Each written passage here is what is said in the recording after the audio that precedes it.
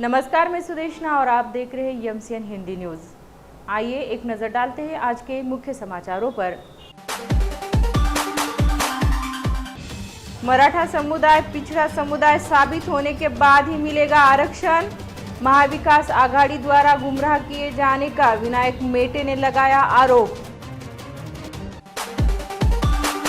अब समाचार विस्तार से। केंद्र सरकार ने 50 नहीं बल्कि 100% आरक्षण का कानून भी बनाया तो मराठा समुदाय को आरक्षण नहीं मिलेगा, क्योंकि आरक्षण पाने के लिए पहले मराठा समुदाय को पिछड़ा समुदाय साबित करना होगा। लेकिन राज्य की महाविकास आघाड़ी सरकार मराठा समुदाय को पिछड़ा समुदाय करने की प्रक्रिया को हाथ तक नहीं लगा रही है। इस सरकार के मन में पाप है, ऐसा आरोप शिव संग्राम के नेता विनायक मेटे ने लगाया है।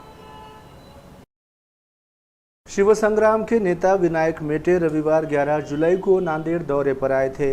जिले के बिलोली देगलूर निर्वाचन क्षेत्र का जायजा लेने के बाद विनायक मेटे ने सोमवार 12 जुलाई को शासकीय विश्राम गृह में पत्रकारों से वार्तालाप किया।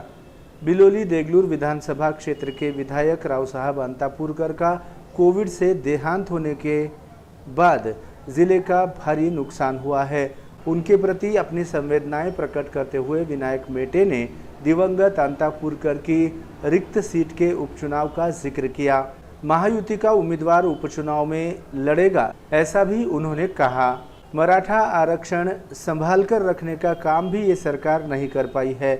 इसके विपरीत मराठा हो या ओबीसी सहित अन्य आरक्षण के लाभार्थी समुदायों पर अन्याय करने का काम राज्य सरकार कर रही है। इतना ही नहीं, सुप्रीम कोर्ट में मराठा आरक्षण खारिज होने के लिए केवल राज्य की महाविकास आघाड़ी सरकार ही जिम्मेदार है। इस सरकार के मन में पाप है, इसलिए मराठा समुदाय को गुमराह किया जा रहा है। आरक्षण के लिए केंद्र सरकार ने कानून बनाना चाहिए, ऐसी मांग राज्य सरकार कर रही है, जबकि केंद्र ने 50 नहीं बल्कि 100% आरक्षण का कानून भी संसद में पारित किया। फिर भी मराठा समुदाय को आरक्षण नहीं मिलेगा, क्योंकि आरक्षण पाने के लिए पहले मराठा समुदाय को पिछड़ा समुदाय साबित करना होगा। लेकिन महाविकास आघाड़ी सरकार और आरक्षण उपसमिति के अध्यक्ष अशोक चव्हाण मराठा समुदाय को पिछड़ा समुदाय साबित करने की प्रक्रिया ही शुरू नहीं कर रहे हैं। ऐसी जानकारी विनायक मेटे ने एमसीएन हिंदी न्यूज़ को दी। आज राज्यामध्ये या सरकारच्या माध्यमातून जे काही प्रमुख समाज आहेत या समाजावर सामाजिक अन्याय करणं मोठ्या प्रमाणामध्ये सुरू आहे। किंबहुना प्रत्येक समाजाचं राजकारणच करायचं हेच काम या सरकारकडून मोठ्या प्रमाणामध्ये सुरू आहे। त्या समाजाच्या प्रश्नाला न्याय देण्याच्या ऐवजी त्या समाजाच्या प्रश्नाला चुकीच्या दिशेने घेऊन जाण्याचं पाप आणि विधिमंडळासारखा एक पवित्र ठिकाणाचा सुद्धा वापर करण्याचं पाप हे आघाडी सरकार करतंय। हे खूप मोठं दुर्भाग्य या राज्याचं आहे। या राज्यामधला मराठा समाजाला मिळालेलं आरक्षण माजी मुख्यमंत्री तत्कालीन मुख्यमंत्री माननीय देवेंद्रजी फडणवीस यांच्या सरकारनं दिलेलं मराठा समाजाला आरक्षण साधं टिकवण्याचं सुद्धा काम या आघाडी सरकारला जमू शकलं नाही। ज्या गोष्टी सर्वोच्च न्यायालयामध्ये करणं आवश्यक होतं, कागदपत्र वेळेवर पोहोचवणं, वकील व्यवस्थित हजर राहणं, भाषांतर करून देणं, योग्य ते पुरावे सादर करणं, नको ते कागदपत्र नको ते आदेश सर्वोच्च न्यायालयामध्ये दाखवणं, एक नाही अनेक चुका नव्हे तर घोड चुका या मराठा आरक्षण समितीच्या अध्यक्षाकडून आणि या सरकारकडून घडल्या आणि त्याचाच पाप म्हणजे मराठा आरक्षण घालवण्यामध्ये झालं।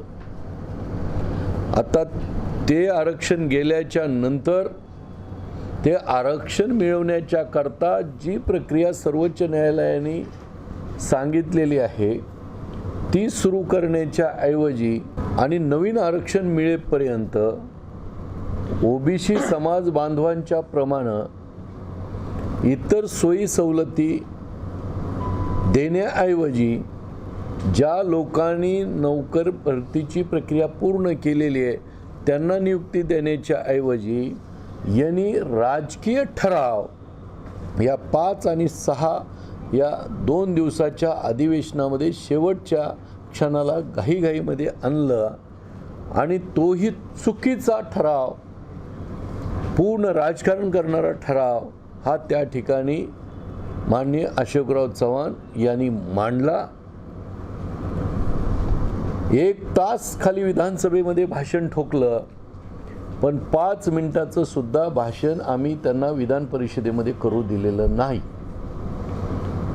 त्यांना आम्ही स्पष्टपणे विचारलं, तुम्ही हा चुकीचा ठराव मांडताय, कसा मांडताय हे आम्ही सांगतो, पण आम्हाला बोलू न देण्याच्या करता योजना आखल्या गेल्या त्या ठिकाणी 2 दिवसाच्या अधिवेशनामध्ये सुद्धा.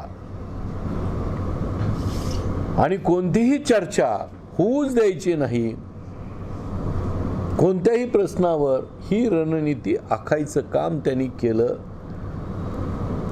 आणि म्हणून मी अशोकराव चव्हाण यांना विचारलं, तुम्ही जो ठराव आणला केंद्राकडे सर्वजण ढकलायचं, केंद्राने कायदा करावा. मी त्यांना स्पष्ट सांगितलं की समजा केंद्राने कायदा केलाही आणि 50, 51 का 60 काय 100% आरक्षणाचा कायदा केला, सर्वोच्च न्यायालयामध्ये तो टिकला, तरी ते आरक्षण मराठ्याला मिळणार कसं हे सांगा. उत्तर देऊ शकले नाही. तुमच्या जिल्ह्याचे पालकमंत्री, तुम्ही त्यांना विचारू शकता.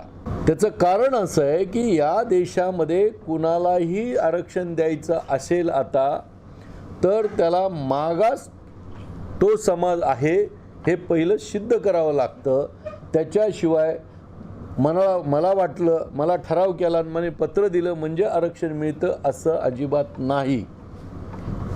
आणि म्हणून तुम्ही हे राज्य सरकार जोपर्यंत मराठा समाजाला मागास ठरवत नाही तोपर्यंत मराठा समाजाला कोणतंही आरक्षण, कोणताही कायदा केला तरी मिळू शकत नाही.